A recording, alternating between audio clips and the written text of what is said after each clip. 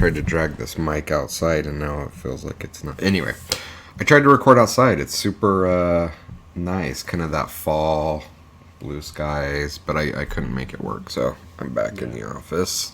Yeah, and it's definitely nice here today. We got the windows open. Yeah, it's definitely a windows open, sit outside kind of day. And I didn't watch the. Did you watch the Apple event? I saw highlights. I was traveling Okay. this week, so I didn't. I just saw the bits and pieces of it. I didn't watch the whole thing. I didn't watch it either, but I'm having a hard time, and I know correlation, causation, yeah. But I'm having a hard time believing that my iPhone, does it use like the lightning connect? I don't know what it uses, lightning connector or something something. I don't know. Like 2 weeks ago, this thing became a beast to charge.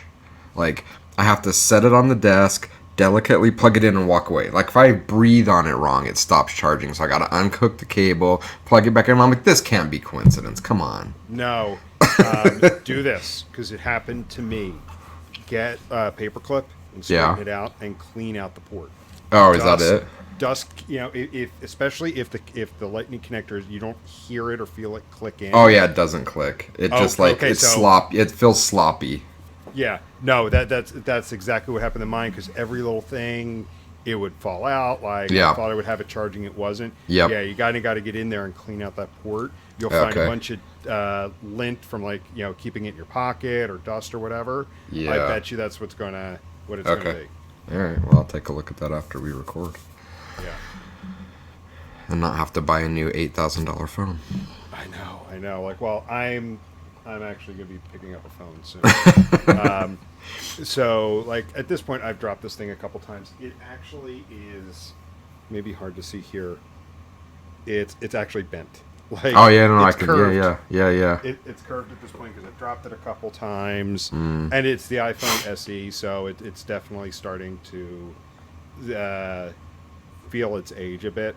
Yeah. Because at the time I was like, because what happened when this one, because my son was a baby and he was holding the phone and dropped it dropped it right at the right spot so the screen completely went down. So I had to get a phone. I'm like, I am not getting something super expensive at the moment. So I picked up the lowest end one because I just needed a phone. Yeah. And I don't do anything super high end on it. But like I've been holding out for a bit because the same thing, the charging was going, but I cleaned that out. But at this point the whole back is shattered. I'm waiting for like the battery at this point to break. Has your battery life like significantly deteriorated? Yes. Yeah. Like to the point where I had a backup battery with me on my trip this week because at this point your boarding pass is on your phone and this is on your phone, that's on your phone. Like I had to keep that on me to make sure I had a charge as I was traveling because I had a layover. So even if I was sitting there tooling around on my phone on the first flight, I need to make sure I was charging up to get on the next one. But what's cool, and I did it yesterday coming home. I'm going to geek out about the Apple Watch again. We did that a couple episodes ago. I checked into my flight, loaded the boarding pass into my Apple Wallet, which then there's a wallet app on the phone, and scanned my watch. I'm sorry, an Apple Wallet app on the watch, which is in sync with your phone. So if you add something on your phone, it shows up on the watch, and then it gave me the code to scan on my watch. Nice. So I walk up and just put the watch out. They scan the watch and walk right onto the plane. That's awesome. Yeah. Look at you all cutting edge. So Friday afternoon, geeking out over technology. I'm going to say, like, I fought the Apple Watch for so long, but I'm getting sucked in, man. I'm getting sucked in because also, like, I had my phone. I was listening to podcasts while I was flying, and I had that in the seat pocket, and I was adjusting it all from the watch, adjusting the volume, changing episodes, doing all that stuff right from the watch. Nice. You're all in on it. I am at this point. I'm a sucker. It's all good. All good. But let's use that actually as our pivot point for our topic today. And we've been talking about running analytics organizations or kind of some of the positions, those that where maybe they're not in the direct day-to-day of running an analytics org, but it's within their purview. It's part of their analytics is part of their organization. Talking about some of the features, geeking out about features on the watch or the phone or whatnot. I want to talk a bit about the software an analytics org can accumulate. And in last week's episode, we talked a bit about the difference between a data org and an analytics org, and where the analytics team should sit, and everything that kind of comes as being part of an analytics team. And in fact, actually, this week, the travel I was doing, I was visiting a client for a couple of days, and the director we're working with, we were talking a bit about this one team in particular, and they were just labeled analytics. And so we started talking about, like, what do they actually do? And because just giving them a generic name like that makes it too broad, and people aren't sure exactly what they do. So in that same vein, with an analytics organization, they accumulated a lot of software, a lot of tools. So we do like our tools. We do. We like our tools. We like our features, and in some cases, like, they work really, really well, and we use them every day, or maybe we use them on a regular basis, maybe not every day.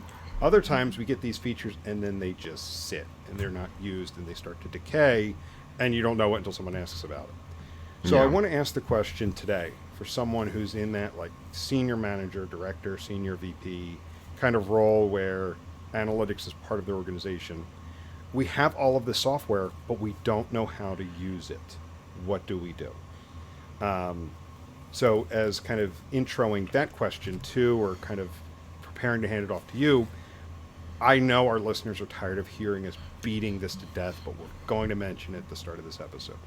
We have observed over the last 2 to 3 years at this point,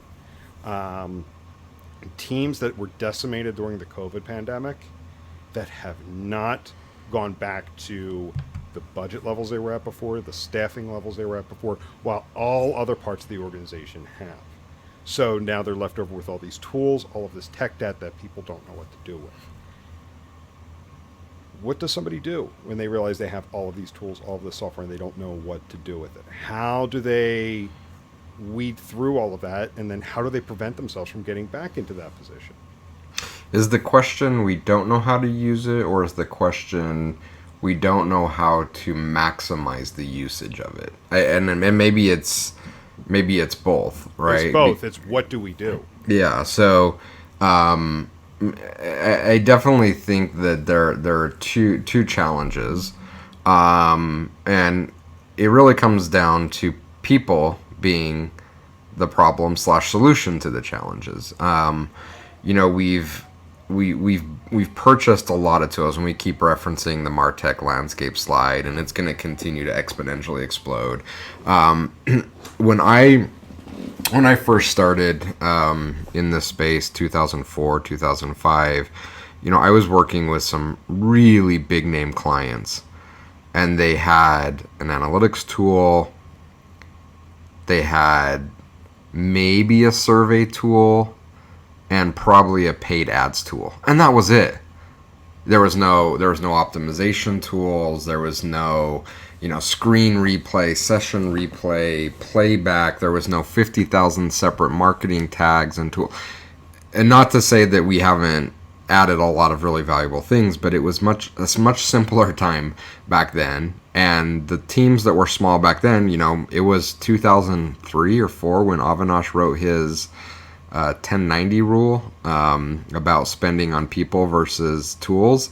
That was 20 years ago, and the teams were still small way back then, but we had much less tool overhead to have to deal with, so we could invest time in truly building expertise through direct learning, using the tools, self-study, education provided by vendors or others in the industry. It was a mountain that we could conquer. But now, fast forward 20 years, the team sizes are the exact same as they were back in 2003. But now, the teams, instead of having 1 or 2 tools to manage, they have 200 tools to manage. If we think about, all of the marketing tags and the data layer tools and this and that and the helper functions and the plugins in Chrome, and it's overwhelming. So the simple fact that we have a small team being asked to manage a huge set of tools. We're not even talking about the outputs of those tools. We're talking about just the day-to-day managing, making sure these tools keep running. We shouldn't be surprised that it's difficult to really know how to use the tools. Like, how do we have the time? How does a 2 or 3 person team for a very large enterprise, or even a 2 or 3 person team for a small company that's probably wearing, 10 to 15 different hats, how can we expect them to truly understand how to use these tools? And what ends up happening is that issue of not having time to truly become incredibly knowledgeable about the tools, it actually creates a bigger problem in and of itself. We don't understand the tools. We don't have the time to truly learn them. So what do we do to fix that problem? We buy more tools. We buy more tools. And so it's this problem that is just building upon itself. And rather than taking a step back and thinking about investing more on the people side, building out larger teams, prioritizing time for members of the team for continuous education and learning, we're not doing that. And so the natural inclination is to solve these problems we're having about not being able to master the tools we've bought, we'll just go out and buy more tools. And rarely have I seen that be or have a positive outcome for any organization. And it's not positive for a couple different reasons. One, it adds tech debt because there's nothing more permanent than a pilot of a marketing tool, because in some way or another remnants stay there or it just stays in place. But and where was I going to go with this? Oh, the other problem is what I've seen happen too is you run into this cycle of let's try the next tool and let's try the next tool, because it starts out with this, there's a solution, let's find a problem for it. Well, there was no real problem, so this solution doesn't work, but we still need a tool like this, so let's try the next vendor and the next vendor and the next vendor. So your team gets stuck in the cycle of constantly implementing and trying and not mastering the tools that they already have and use on that daily or weekly or monthly basis. Yeah, and again, I think that being in a position to understand how to use those tools, you have to invest the time, and we need to prioritize not just using the tools, but maximizing our understanding and usage of those tools. That's the way, in my mind, to break this vicious cycle. I can compare it. You can see I've got my 2 different machines here. I've got my pour over setup in the background and my espresso machine back there. Like I think a lot of hobbies we get into, it's really easy to buy things to solve problems. And whether you're into coffee or music or records or whatever, it's really easy to just buy stuff. There's so much gear and gadgets, right? I'm like, I have to have this naked filter because this is going to make better coffee. And it might, but until you put in the work to truly push the tools you have to the limits, you're buying something new isn't necessarily going to make you, like, buying a new pedal for my guitar isn't going to magically make me into a better guitar player. But the magic is putting in your time to really know those tools inside and out, to intimately understand them. And so then when it's time to buy a different tool or to upgrade my espresso machine to something else, I'm able to make an incredibly informed decision because I have put that thing to its, test. I have pushed it to its extreme. I know what works, what doesn't. I know what I want in my next purchase because I've tried it and pushed it and studied it. And that's really how we should look at our MarTech stack as well. We already have all these tools in there. We don't need more tools. What we need to do is push each of those tools we've already made an investment in to the max so we can truly understand what we need. And rather than more tools, we should probably pare things down to just the most elite tools that fit our needs. And maybe we need to go out and buy one, but chances are you probably already have those in house. They're just not getting the love. They're kind of thrown away in the drawer and neglected because something new came along. Yeah.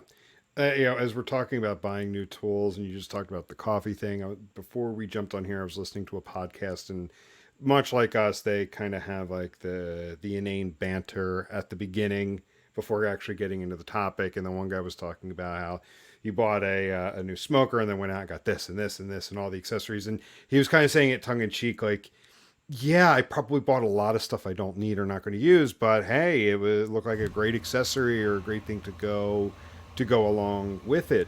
And so for those listening that think that this problem of overbuying or having all of these tools that they half use or may not even use at this point and the implementation is decaying, this problem is not unique to you, but also those on the other end that are like, oh, we don't have this problem. No, Everybody has this problem. Everybody has this problem. This is just human nature. Yeah. Like we're talking about a human nature problem where the next tool, and this is why infomercials are so good. The late night infomercials are so good because I just need this next tool. I'm going to become a better runner if I buy the next version of the sneaker that they just put out, or if I buy this brand over that brand, I'm going to be better at it, or whatever. This is a human nature problem.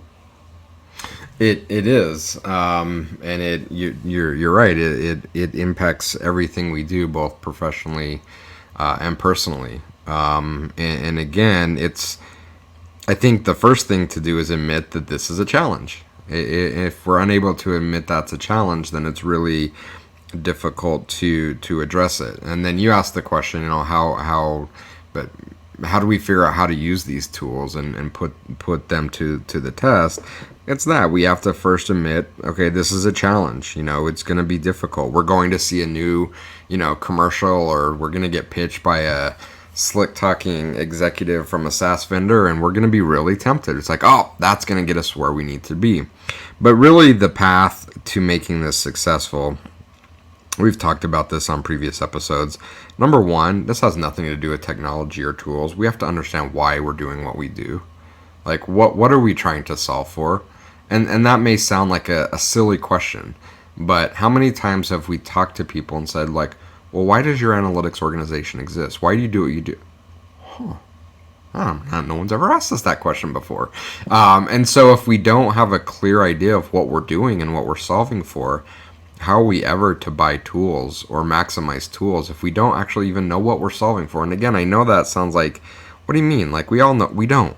We have to take a step back and say, what are we trying to do? What are we trying to solve for? What do we want our organization to stand for? And then let's build everything else around it to support that. And once you have that, then you can start putting these tools to the test. And I am not anti-buying new tools. I am just anti-buying new tools when you don't know why you're buying a new tool, other than, to your point, well, the infomercial was, really compelling. And I truly believe when you put in the work, when you're deliberate about leveraging these tools, one, you're probably going to find that the tool does way more than you thought it could, and you don't need a new tool.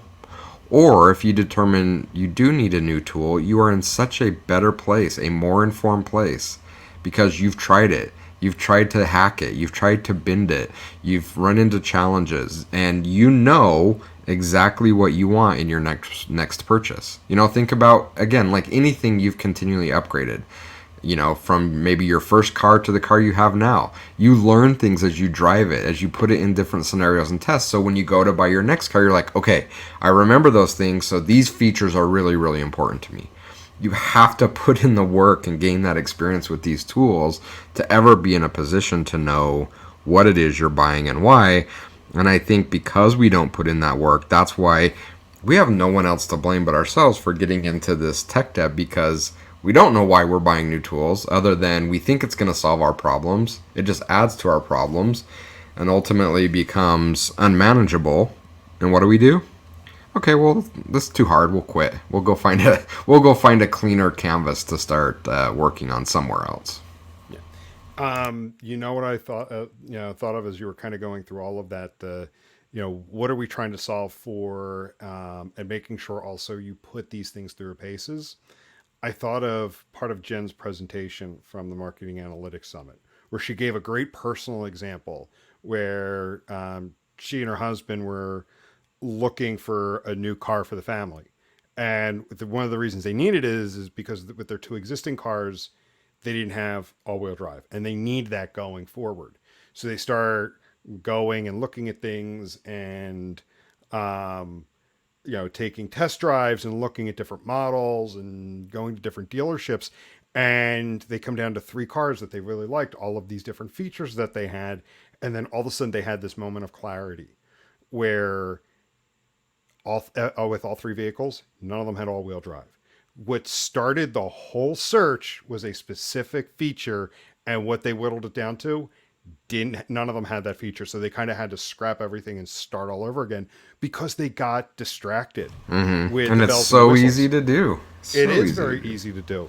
When I was on my trip this week, I definitely got some gear envy. Got some gear envy. One of the guys there drove me a couple places and had a brand new truck. Now, granted, I got my truck a year and a half ago, and I love my truck. But some of the features this newer one had, with like some of the parking assist and some of the other stuff, I'm like, God, like it was just, it was nice. It was a really nice truck. Like it had this parking assist where, you flip it on and the big screen in the middle, in the console, because all the cars now are coming with the big screen in the console there. It switched this overhead view and showed you, how in alignment you were with the parking lines for the lines for the parking spot. It had a back bench, so it had this feature on the mirror where it would go from being a rear view mirror to being a screen with a camera. So this way, the person sitting in the middle of the bench didn't block your view. All of these different things, and I'm like, yeah, it's nice, but like you get distracted by all of those features, and I would like them. I don't have an immediate need for them right now, and nor can I justify the cost for a new vehicle, but I digress. Well, no, I mean, but I think it's a very pertinent point because, and not to say that all these features aren't great, and for certain use cases they're absolutely optimal, but it's what distracts us from what we're actually trying to solve for. Now, there may be some cases where those specific features are the absolute thing that's driving the decision, but for most, it's just like a value add. It's something compelling. I remember back to the early days of Omniture. Even then, the platform was incredibly powerful.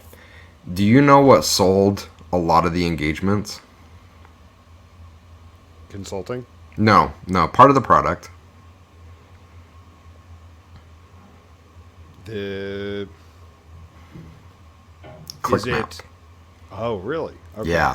Yeah. So sales reps love showing the click map, and it was buggy, and it didn't work well, and lots of us at Omniture hated it because just the data was so suspect. But they showed that like back in the day, like if you would see it now, you would laugh at the heat map that it produced. But they showed that to executives, and our executives were like, oh, I need that backup camera. That's what I need. I'm like, wait a minute. The engine, like the powertrain, like all this. No, not backup camera is what I'm going to buy. And that's what sold it, right? And so I think that continues today. And again, not that those features aren't useful, but oftentimes they tend to distract from the larger conversation of, but does the underlying guts of the product itself meet my needs? And so I think, again, just having an awareness that as humans we tend to get really distracted by, the backup camera and the click map and, this little feature, but is that really the most compelling reason why we're buying it? Is that what we really, really need? And in some instances, we end up buying like the most flashy thing with every. Do you remember the Simpsons episode where his brother was a car designer, and he Yeah, it's partnered with season one or Homer. season two. Yeah, And you remember the car that Homer came up with? yeah. And it like The and it bubble like was dome, yeah, it the was separate like all of like the sprockets. cool, and then it was a complete flop, right? And I think that that's what happens a lot of times with our Martech is we end up buying the solution, which was the Homer car with every cool feature and gadget, but it's so overwhelming and unusable that sometimes for me, sometimes I love going back and driving my Jeep JK, Wrangler. It's so simple. Everything's almost totally manual. There's only a few buttons in the whole thing, and it's so refreshing just to drive something that has a purpose of going from A to B and being able to drive over big objects. So like I think you're taking a step back and decluttering a bit from all the features to remembering why we're buying these solutions to begin with is really a critical first step. To your point, like, am I buying the truck because it has all these fancy backup features and cameras, or am I buying the truck because I need something that's going to be reliable and have hauling capacity and kind of those core things? If not, you may walk away with a super cool truck that has a bed that you can't even fit a small little desk from IKEA in the back bed. So it's a complete failure, even though it has all these cool fancy kind of gadgets and gizmos that it comes with. And I'll add something to that. It's the can I afford it? Because I also saw something a couple weeks ago where they were talking about the average length of car loans. Like it used to be a big thing if you took out like a 5-year car loan. People either leased for 3 years or had a 3-year loan. They're talking like car loans are going 7, 8 It's years. crazy, right? It's insane Oh, because people are buying it and not being able to afford it. So how do we correlate that or tie that to Martech? It's the do we have the people to staff it? Do we not just have a need and that this tool provides a solution for? Do we have a problem that this solves? It's can we afford it, and do we have the people to operate it? yeah. And we've talked about that a lot. I remember, I don't know how many years ago, I gave a talk at one of the Observe Point events about the importance of maintenance. This overlooked thing, and the whole kind of point of the presentation was, are you buying things that you can't afford to maintain? And again, the common theme here that we're talking about in our conversation today is things that are very human nature. How many times have you seen people, maybe yourself, have bought things like a car, a house, a property? It's like, well, we can afford to buy the thing, but we can't afford to maintain it. How many people have got into a really nice big house? They could afford the payment of the house, but they couldn't afford when the air conditioner went out. They couldn't afford when they had to replace all the carpet and when the roof came due. So are we buying things, and a lot of times we are in Martech, are we buying things that we don't have the ability, skill-wise, people-wise, or the budget to maintain? And if we can't commit to maintaining it, we shouldn't be buying it. Because we've seen, again, we can just look at examples in our personal life. The same things happen in our professional life in Martech. If we buy something and we don't commit to maintaining that thing, doesn't matter how well built it is, it will instantly start to degrade. Mother Nature is undefeated at making things fall apart that are not consistently maintained. Oh yeah, the minute water gets into something, you're hosed. It gets bad. So to kind of bring us back to where we started with this conversation and kind of looking maybe at a bit more of a specific example of, say, maybe um, Jason, put your analytics director hat on, your analytics VP hat on. You have a team that still hasn't recovered from the COVID pandemic, and you're getting a sense that maybe they're overwhelmed with the amount of tools that they have, or there's just been attrition with the team and the skill set isn't there. Like, what are some of the first signs that you're going to see that are going to confirm that hunch? I think it's looking for signs of burnout in the team. It's seeing a team that has gone from maybe being very proactive to being highly reactionary. I think those are really strong signals that there is something wrong, and we've seen this. Like really, really good teams, they're trying to maintain 8, 10 different Martech solutions, and they simply have kind of given up trying to push their vision because they just can't keep up with the demand of things coming in. So they've basically been turned into a glorified call center, and they're trying to manage an overwhelming number of calls that they simply can't take. And so if you see your team showing signs of burnout, if you've seen your team transitioning from maybe being incredibly proactive in providing insights, analysis, being proactive in keeping ahead of maintaining an implementation, a data layer, and now we're just in reactionary mode. Hey, this is broken. Hey, this data is no longer being collected. Hey, we need you to deploy X. Hey, when is this going to get done? That's a major sign that the team is incredibly overwhelmed, that they can't maintain the solutions that are in place. And so if you're in that mode, how are you ever going to learn how to use the tools and maximize the tools, right? Like, you can't, if you're in constant first responder mode, you can't focus on anything than stopping the bleeding. So how can we think about getting smarter and better at those tools? It is impossible. And so I think that's an important thing to think about as a leader of these teams. If you're hearing this, like, yeah, I really want to push my team to get smarter about these tools that we've bought and really make sure we're pushing them to the extreme of what they can do. If you don't address the workload of what they're being asked day to day, and a lot of times the asks are not very nice asks, they're, hey, I'm going to yell at you until you get this done. If you don't address that first, you're just piling more weight on top of the team, and it's not going to go over well. And so while your perspective is correct that we really need to double down on learning and becoming experts at the tools we've bought, if you don't create a safe place to do that by freeing up time where they have the opportunity to learn and actually use the tools, you may end up creating more harm than doing good. And so I think that's a critical component for us to fix as we're talking about really understanding the tools we've bought. And so in order to do that, we need to take inventory. What tools, again, it may sound simple, but it's probably not. What tools have we bought? What are we responsible for? Who are the key stakeholders? Map it out. And sometimes we need to have some tough conversations and say no, which a lot of us in the digital analytics space have a very hard time saying no to. So we say yes to everybody, but by saying yes to everybody suffers, including ourselves. So, especially as leadership, we need to get a bit more comfortable in saying, no to things like, look, I understand that this is important for you. I understand this is a priority, but in order for us to deliver quality, insightful solutions to what you're looking for, there are things we have to say no to unless we get a bigger budget, bigger team. We have to be realistic, and unfortunately we haven't, and so we're kind of the architects of our own undoing because we've said yes to everything. There's no way we can master these tools, and if we can't master these tools, there's no way we're going to be able to provide the value that the business, our business stakeholders and partners are expecting of us.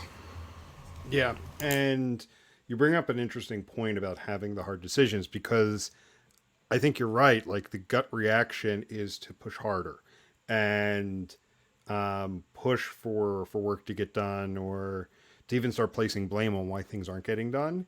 And I think part of those hard decisions is like, what tools do we have to cut?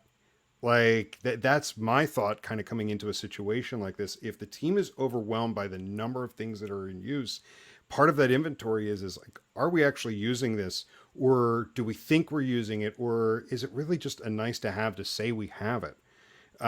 That's got to be part of the evaluation is what do we got to cut? Yeah, what do we have to cut? What do we have to change? And again, we have to accept that the status quo isn't working.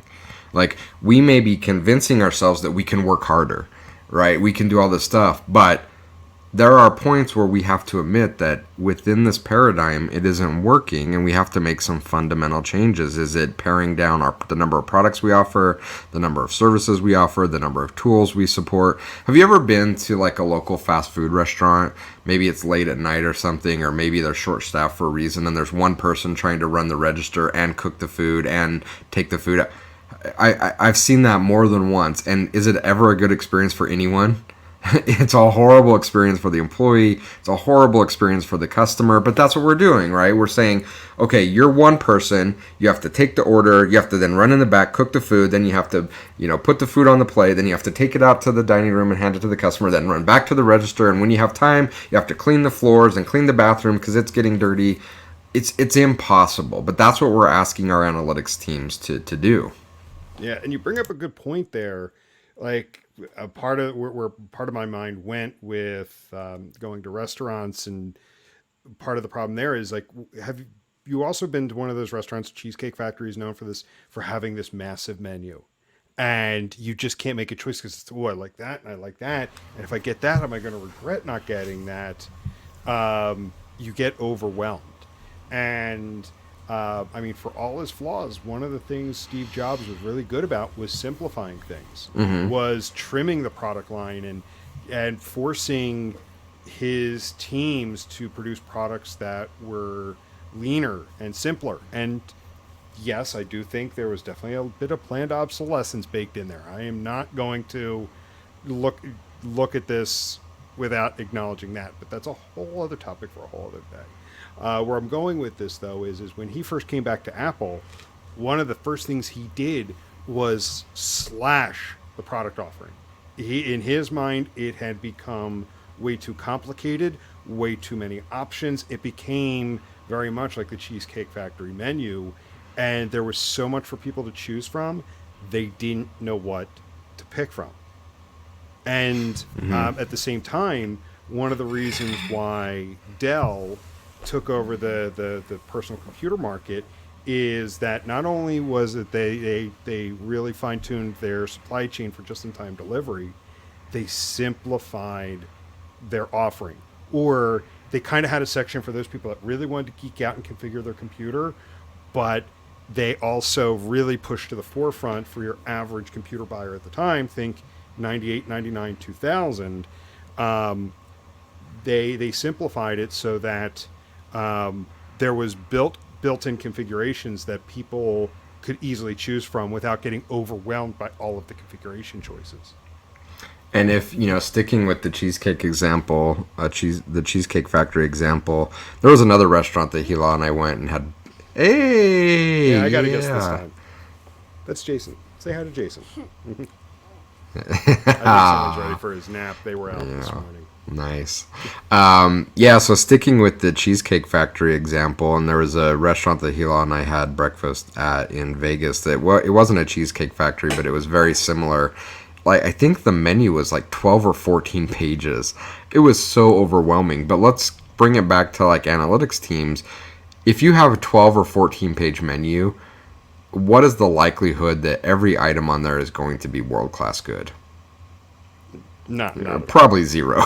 Like, hopefully they're all pretty mediocre and average, and hopefully they're not bad. But a menu of 12 pages of food, there's no way that you can have a menu of 12 pages of food that is going to be incredible.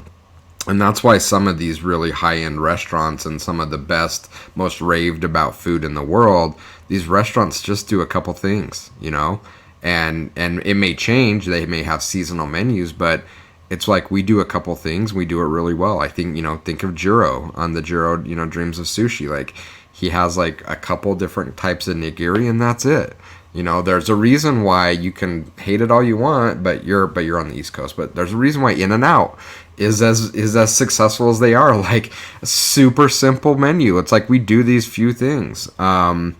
There's a restaurant here that's kind of expanded to multiple locations, but I started going to it when it was just in like a shack that you could buy from Home Depot that they built, like a little shed. They served, it's called J-Dogs, and there's a lot of locations now in Utah. But you know what they serve? Hot dog. What do you want? That was it. We have a hot dog. That's all you can get here, hot dog. But they made it really, really good because, like, that's all we serve. And so I think it's a very pertinent visual for our analytics teams. Do we want to have, do we want to be the high-end, French Laundry, Michelin-starred restaurant that we may not have like a 14-page menu, and we may only have a handful of things you can choose from, but those things we do have, all of them are going to be of the highest level of quality. I mean, that's the decision we're making as analytics teams when we try to support, 14 pages of MarTech solutions. They're probably all going to be pretty average, mediocre results. Some probably really poor. Are we okay with that? Maybe. But I would much rather have far fewer items on the menu for our analytics teams. But the items we do have on the menu, we do really, really well because that makes a difference. That makes an impact. That creates memories that people are going to come back and be like, wow, I remember when I worked with this analytics team. They were amazing. Anyway, literal food for thought here. I saw this article the other day that I was reading, and it talked about a bit about the phrase "don't sweat the small stuff." And yes, there's cases for it, but it was making the case that in this case, that in certain situations, sweating the small stuff is everything, because that's when you get the refined approach to something. We've talked about Apple's products and the packaging for it, and all of the little details are there. And the same thing here. You can't worry about the small details when your team is dealing with a stack of 20 tools that they maintain. And if the team still hasn't recovered headcount wise, and other teams have, and there's more requests coming in, that team is going to be spending more time fixing stuff than actually being proactive and using the tool. Like you talked earlier about, really maximizing the tool and making sure you've gotten everything out of it before either upgrading or buying a new tool to replace it or buying a tool to add on. You can't maximize it if you're constantly in fix mode. Yeah. And if you've got a team like that, like you're wasting money and you're going to cause burnout and employee turnover. Yeah. And I think that's a great point to circle back to how we started this off. It's really has to be rooted in why we're doing what we do. Do we have a team that's trying to support 40 different MarTech products? That might be okay if our purpose is to be like an assembly line and just crank stuff out, that's average quality, that, isn't going to be a great experience, is going to break a lot, but that's what the business expects and wants. That can be successful. But you have to know why you're doing that. Again, I don't think most people that have gotten into that situation have done it deliberately. They've done it because when you don't have a purpose, when you're not grounded in a purpose, it's really easy to get, tossed around by the waves. Whatever the hottest, newest thing is, it's super easy to be knocked off balance. But if you have a purpose, and if our purpose is, hey, we don't want to do everything for everybody in the organization. We want to do these 3 things with data and do them better than anyone else, then that should help define your strategy, define your software purchasing strategy, define where you're investing in knowledge and training. Again, like we're talking about maximizing the tools we have, overbuying, underbuying, but really all of this has nothing to do with technology or tools. It has to start with, do we understand why we're doing what we do as an analytics organization? And then using that as our foundation to figure out what our strategy is for buying tools, for investing in becoming experts in tools. That makes all the difference. Yeah. And this is just one of multiple reasons why, like the buying and whatnot, I'm seeing a lot of organizations too being pushed to understand why. Because it was so much easier 5-6 years ago to just say we're doing analytics. Mm-hmm. And I mean, doing is vague, and analytics itself is vague. But it was just so easy to say we're doing analytics, we're using analytics, we have analytics in place. People are like, great, we've got it. But now, and yeah, it was starting to happen before the pandemic, but the pandemic absolutely escalated it. People are asking why. Yeah. Why are we doing this? What is the purpose? Can we justify the budget for all of this? So yeah, knowing why is critical to all of this, because then to your point of knowing why, that will help provide discernment when it comes to purchasing. But I also think it helps with making the hard decisions of what do we keep and what do we cut. Yeah. Because that's one thing analytics teams do not do, no matter their size, whether they've got more than enough people to service everything that they're doing or if they're understaffed. They don't go back and look at what's been done and clean up. There's no spring cleaning. There's none of that. Yeah. It's a really powerful message, and you're right. And I was talking to someone just I think on Wednesday, a couple days ago, and they asked, what has been the biggest change over the last 5 years you've seen in the analytics industry? And I said 5 years ago, it was okay to check a box that you were quote doing analytics. That is no longer okay today. We've and to your point, like it was happening gradually. The pandemic sped it up, but we're there now. Like, it is no longer okay not to have a purpose and a reason why you exist. And organizations that are just checking the box that we're doing analytics are not going to be around much longer. Yeah. Yeah, so this was a good episode. Let's go ahead and wrap up there. I think it's. It definitely the trend of a lot of our conversations recently has come back to why. A lot of the conversations here on the podcast, but that's what we're seeing. We're seeing organizations needing to justify budget, needing to justify headcount, and to the point of like needing to justify existence. Why are we doing this? If you take nothing else away from this episode, again, we talked about tools and maximizing tools, but that's the biggest takeaway. Like, if we don't know why, you've got some homework to do. Like, we really need to understand why we exist as an organization. Yep. Couldn't agree more. So cool. Let's go ahead and wrap up there for this week, and we'll talk to everybody later. See ya. See ya.